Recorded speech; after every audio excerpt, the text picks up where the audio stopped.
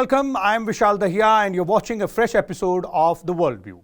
Today, we're going to take a close and hard look at India's neighborhood, more specifically, Pakistan. Now, on 11th of March this year, a train with 400 passengers was hijacked by the BLA, that is Balochistan Liberation Army, in the mountainous region between Quetta and Sibi in Pakistan. In the ensuing firefight with the Pakistani army, both sides suffered heavy casualties. However, this is not the first incident of violence or insurgency in Balochistan.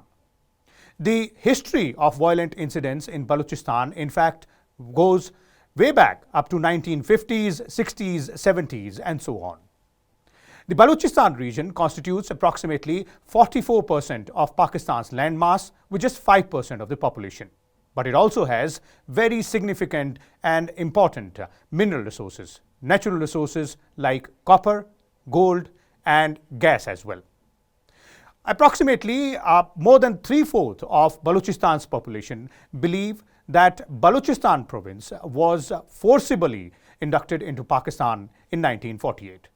Today, on this episode of The Worldview, we'll try and understand the reasons behind the violent incidents or the insurgency in Balochistan province. We'll also try and analyze and understand the regional complexities involved here, which also include China, India, and Afghanistan.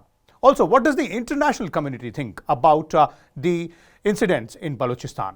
And what is the way out? Actually, the question is that has the situation gone completely out of Pakistan's hand? And to try and understand all these aspects, we are joined by two distinguished experts on this show today. Let me first introduce them to you, beginning with former Ambassador Prabhu Dayal and also retired Major General Ashwani Kumar Siwach, who is also a strategic and defense expert.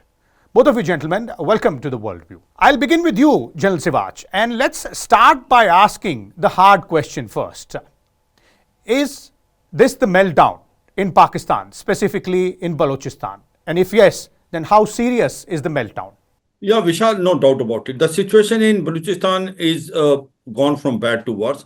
No doubt, very rightly brought out. The Balochistan people never wanted to become part of Pakistan. It was in 1948. It was basically inducted into Pakistan forcibly. And thereafter, 4 times the insurgency have taken place.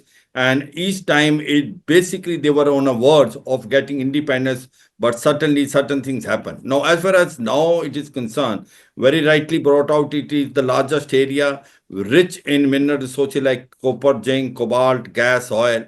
But that is also fact that it is the poorest province of Pakistan, because the resources which are there in Balochistan are being exploited by Pakistan, and they are not being utilized in Balochistan. And earlier it was only Pakistan which was exploiting. Now it is also China, by making China-Pakistan economic corridor. There are 7 projects which has come in Balochistan of China-Pakistan economic corridor, including Gwadar port, which is a naval port. All these are now lying uncompleted. They are either 20% or not more than 40%. So the situation as on today is so bad in Balochistan that about 15,000 youth are missing. Either they have been eliminated or in the jail. There are 11,000 political youth which is also prisoners. So the point today is that people in Balochistan now are agitating against the Pakistan army. The BLA, the Balochistan Liberation Army, is the strongest out of them. Their Balochistan Liberation Front and Balochistan Revolution Guard, Republic Guard, they all have now combined together in Balochistan Liberation Army. And of late, they have now started striking on Pakistan in a very full force, and the operations are very well conducted. Not only this, BLA has also coordinated with Tehrik-e-Taliban Pakistan. The operational jointness between both these forces, they say enemies, enemies, my friend. So what's happening as on today? The Jafar Express, you can say hijacking, is a milestone in what has happened in Pakistan. Nowhere in the world has such an incident taken place. This displays that the BLA not only has a capability and capacity to hijack a train, which is a very major operation. At the same time, they can also fight with the mighty, so-called mighty Pakistan army for next 48 hours. And they have shown the chinks in the armor as far as Pakistan is concerned. Now, what is the ground situation in Balochistan? Out of 8 provinces, this has been even Fazur Rahman, who is the JY commander, he also has accepted that out of the 8 districts in Balochistan, 5 districts do not have presence of police and army. So it looks like that the Pakistan is almost given up Balochistan. The way the insurgency is increasing, the way the militant activities have increased tremendously, it looks like that Balochistan is likely to go for a civil war, and the time is not too far off when Balochistan may get separated from Pakistan. Okay, let me bring in Ambassador Prabhu Dayal here as well. Ambassador Dayal, as General Siwach is pointing out, there are various outfits. When we look at the Balochistan insurgency, it's not just BLA, that's Baloch Liberation Army. It's some other outfits as well, which include SRA also, the BLF also. One question is how united a front all these factions, all these separate factions are able to put up. That's one. Two, how serious is the situation? Because we've seen such serious attempts, violent serious attempts in Balochistan by the Baloch rebels in the past as well, in 1950s, 60s, 1970, even as latest 2000 also. Well, Vishal, thanks for having me on your show. Let me first of all say that I was posted as consul in Karachi in the early 1980s, and Balochistan was part of our consular jurisdiction. So I traveled to Balochistan quite a few times, and I also met Balochis who were residing in Karachi. Now, I had observed that the Balochis nursed grievances that they were being exploited by the Punjabi-dominated ruling elite, which included, of course, the army, the political class, and their business interests.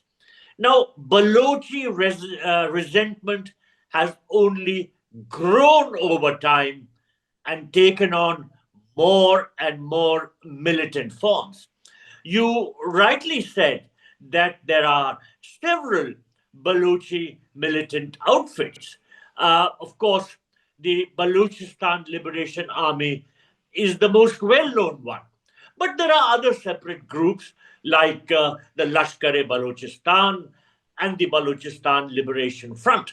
Now, these separate groups have now a closer understanding than ever before. And they all argue that the local population of Balochistan does not receive a fair share of the profits from the resources of the province, and that is why poverty is rife there. So they want to break away from Pakistan. There is a movement for Balochistan's independence, which has become more and more militant, and you recounted the several instances where the Balochis have really begun to show how much they matter. Now, I want to say one thing more. General Siwach correctly mentioned that there are growing linkages between the Balochistan Liberation Army and the Tehrik-e-Taliban Pakistan. So what is happening in Balochistan is closely connected in a variety of ways with what is going on the Pakhtunkhwa province, the Khyber Pakhtunkhwa province of Pakistan. Yeah. Now, the Taliban-led government in Afghanistan has a hand in this. Pakistan was instrumental in the return of the Taliban government in Kabul, and it thought that the Taliban would play to its tune, but that has not happened. And one of the fundamental reasons for that is that the Pakhtun people have never accepted the Durand line. They always want one Pakhtunistan, which should include Afghanistan and the Pakistani Pakhtun province. So there is a natural case for the Pakhtuns to get support from the Afghanistan government, and the TTP has close linkages with the BLA. So the Taliban government in Pakistan, in Afghanistan, is also increasingly supporting the BLA. Let me mention that the BLA as well as the TTP are operating from the southern areas of Afghanistan. They have safe havens there in Afghanistan. They're able to cross over into Pakistan, launch these attacks, and go back to their safe havens. Now, what does the future hold? I think that the future is extremely serious as far as Pakistan is concerned. You know, the army chief, when he was speaking a few days ago, said that Pakistan is facing an existential crisis. He clearly said that the struggle against militancy was a battle for the country's survival. And I Okay. think the Balochistan Liberation Army and the Tehrik-e-Taliban Pakistan are tearing away at the fabric of Pakistan's security, Okay. economy, and sovereignty. Okay. So what you're saying, gentlemen, is that the situation is extremely serious as far as the rest of Balochistan province is concerned. General Siwach, I'd come to you again. Both of you pointed out towards various aspects of this insurgency, towards various factors, various factions involved. One of the factors, a very important factors, is Afghanistan and the Taliban government in Afghanistan. Now, Afghanistan, General Siwach, seemingly has refused to accept the Durand Line, one bone of contention between Pakistan and Afghanistan, and the border between both Pakistan and Afghanistan was closed for almost more than 2 weeks because of heavy fighting there as well. It is just reopened. So Afghanistan is one element here when we're talking about Balochistan. Their support to various factions, rival factions in Balochistan. But there is another factor as well, that is Iran. Now, because Baloch rebels also include a region in Iran as part of their larger Balochistan separate country, something which Iran is not willing to accept. And we've seen in the recent past that Iran launched, missile attacks against the Baloch rebels as well. So, is this becoming a sort of international issue out here instead of remaining a Pakistan's internal issue? Because we have Afghanistan, we have Iran, they're also involved on both sides.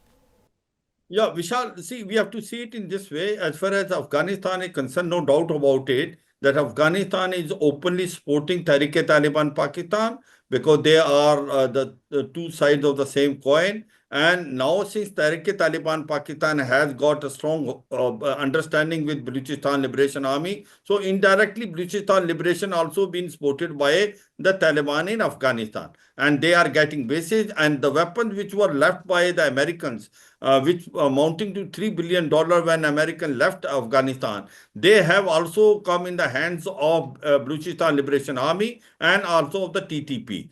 Now, as far as Iran is concerned, of course, the Iran is not interested in having a Balochistan a separate country because it will have a direct adverse effect in a certain portion of Iran. But as on today, Iran is following wait and watch policy. They are not getting involved in any way in fight of a Balochistan Liberation Army. They have taken a very neutral stand. But what has happened in Balochistan itself, that two things have happened which is of a great importance. One is the display of the military power of Balochistan Liberation Army after the other faction has joined together, and also the combination of Tehrik-e-Taliban Pakistan and BLA, and also the attacks which have been coordinated in Khyber Pakhtunkhwa and Balochistan.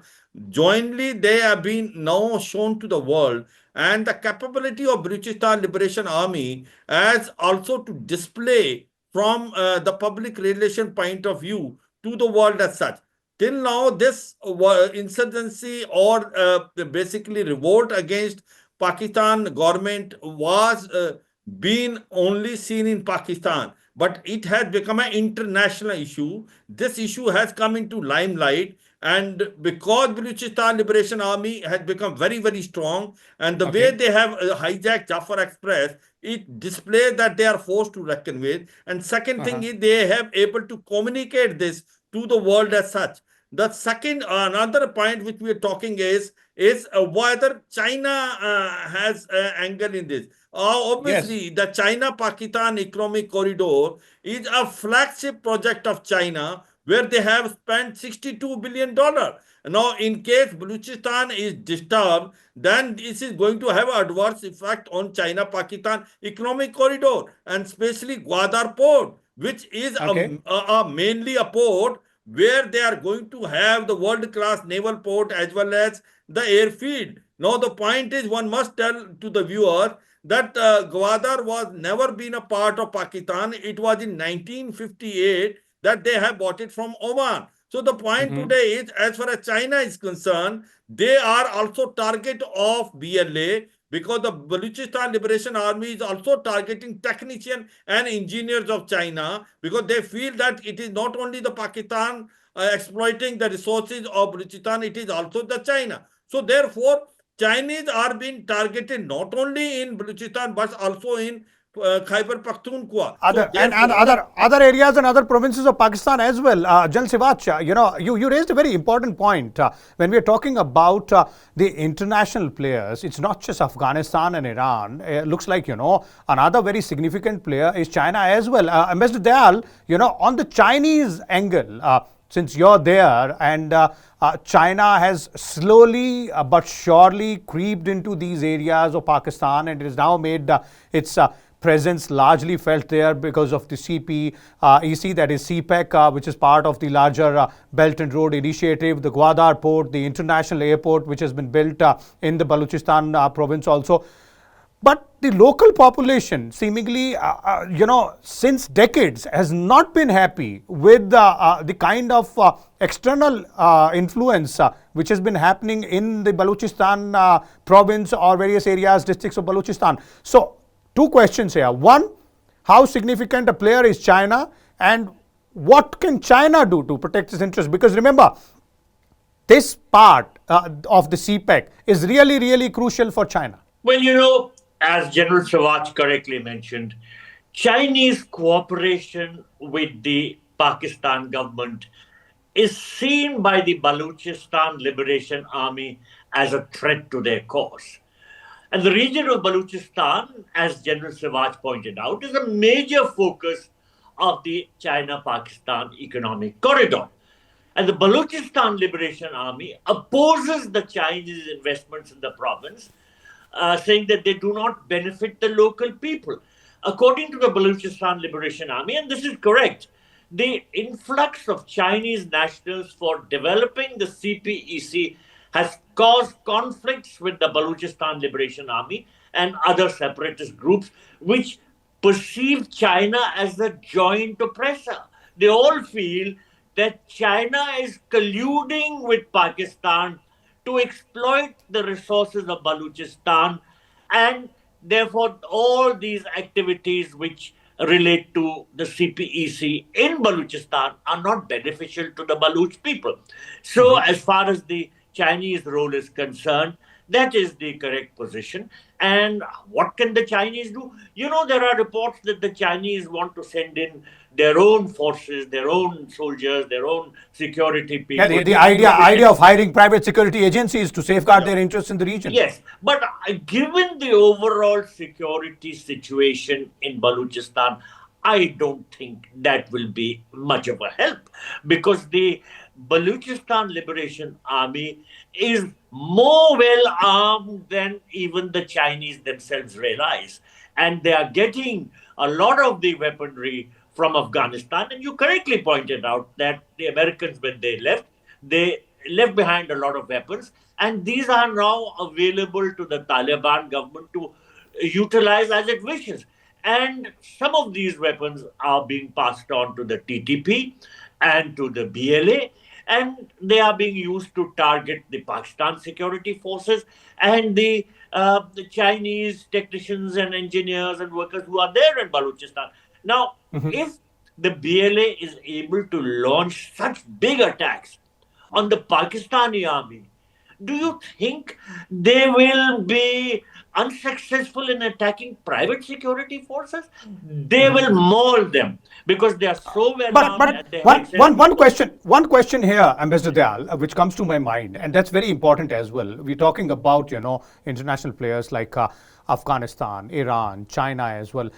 Why is it that the Baloch issue or the insurgency in Balochistan or the will of the people of Balochistan for a separate country or for a separate autonomous region seemingly has not found that much international support as other such incidents or other such causes world over have reverberated? Why is it that, or is it that situation is changing now? Is it changing actually internationally? Well, first of all, let's look at the historical background.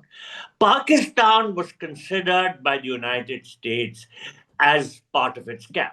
First of all, Pakistan, along with Iraq and Turkey, had signed the Baghdad Pact with the United Kingdom, and that pact was supported by the United States, which also became signatory to some of the military aspects. Later on, during the Soviet occupation of Afghanistan, the Reagan administration regarded Pakistan as a frontline ally and gave Pakistan a lot of military assistance. So Pakistan received full backing from the United States, and because of this, it was able to crush the Balochistan aspirations for independence. Now, at that time, with the sort of American occupation and the in Afghanistan, earlier the Soviet occupation, the Balochis were not getting the sort of support. Now, with a Taliban government in Kabul, which is supportive of Pashtuns in Pakistan who want to break away, and also supported of the Balochistan Liberation Army, the situation has changed. Nothing is ever so solidly written in stone that it can't be changed. The earlier situation was different, and the present day situation is different. And today, the Pakistanis are facing a really difficult situation. Okay, Jal Siwach, where does India stand amongst all this? We don't have a contiguous border with the Balochistan province, but where do we stand? This is going to affect ultimately our regional interests as well. Vishal, first of all, Pakistan is always accusing, as far as India is concerned, that we are directly supporting the Balochistan Liberation Army and to some extent also to the Tehrik-e-Taliban Pakistan. But we have brought it out very clearly and categorically. There is no border connection between us and neither with BLA nor with TTP, and we are in no way supporting them.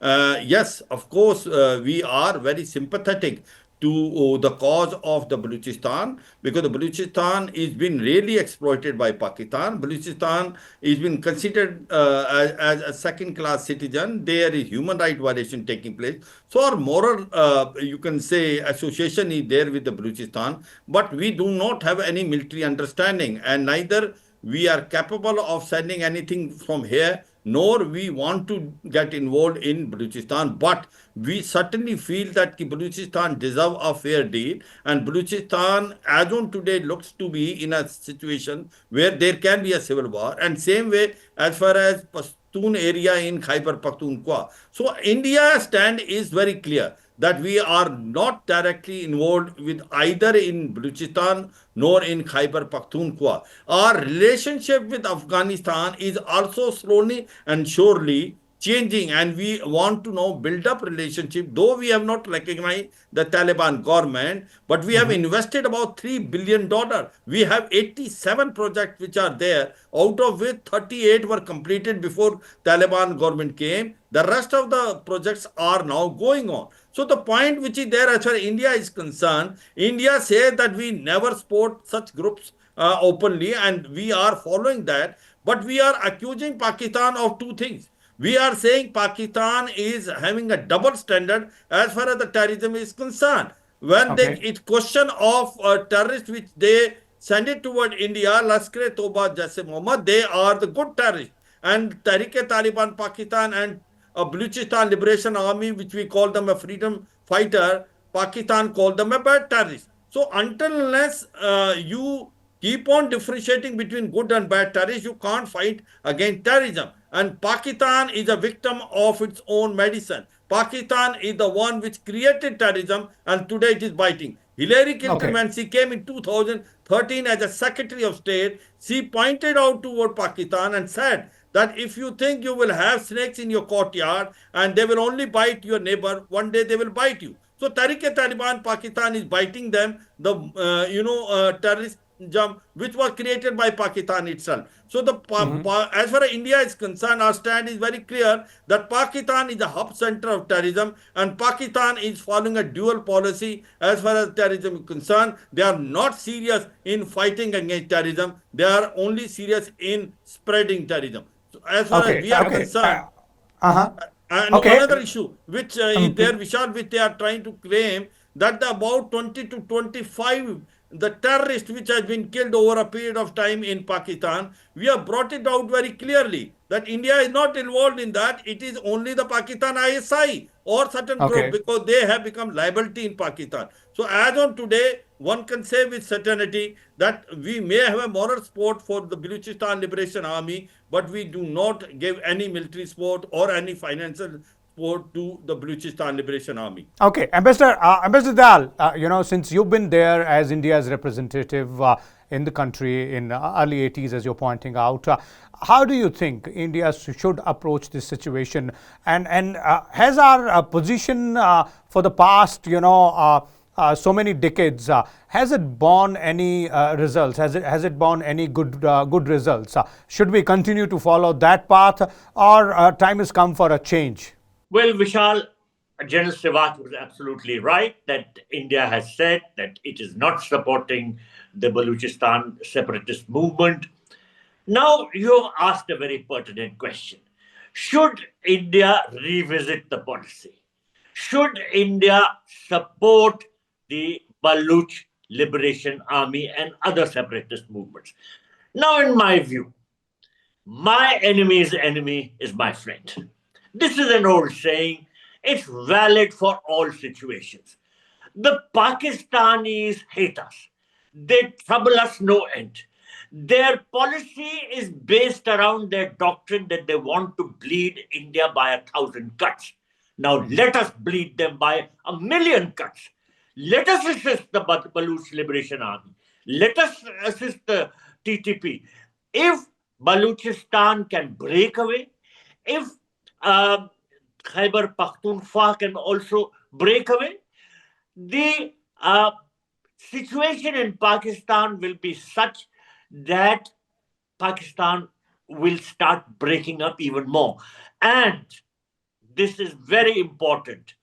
There is no doubt that if that sort of thing happens, we will be in a better position to take back POK. Okay, but one question here, Ambassador Dayal, since we're talking about these situations or possibilities which might occur. One possibility, can it also happen that the civilian government in Pakistan or the military establishment perhaps realizes its mistakes of the past 7 to 8 decades and engages in a very civic conversation with the Baloch rebels? Can they sit across the table and resolve their differences? Do you think it is possible?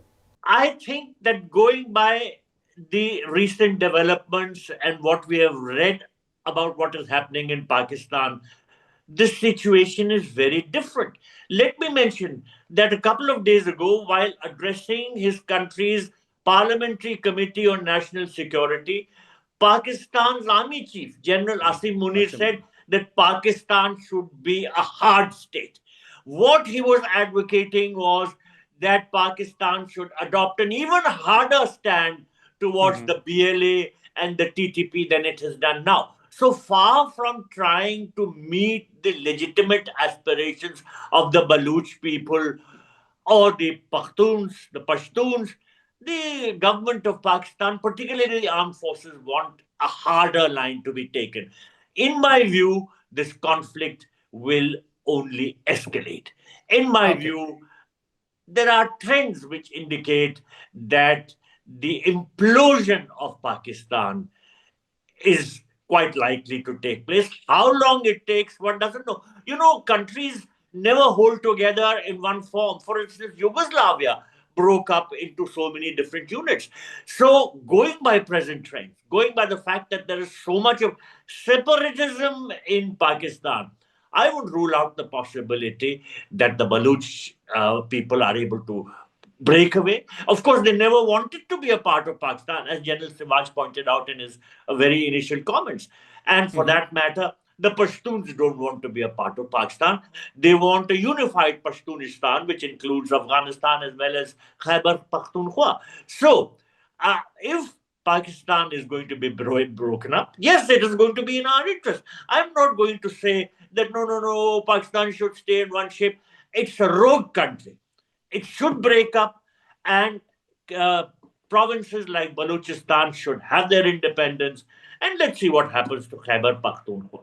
Okay, thank you so much gentlemen. Thank you so much, Ambassador Dayal and Major General Ashwani Siwach as well, for sharing your forthright views on this very significant issue and very significant question, which is Pakistan in serious trouble? Is the meltdown in Balochistan province very serious? And if so, how serious? What are the options involved? What are the international aspects involved? What are the regional complexities? And where does India stand as far as the Balochistan issue in Pakistan is concerned?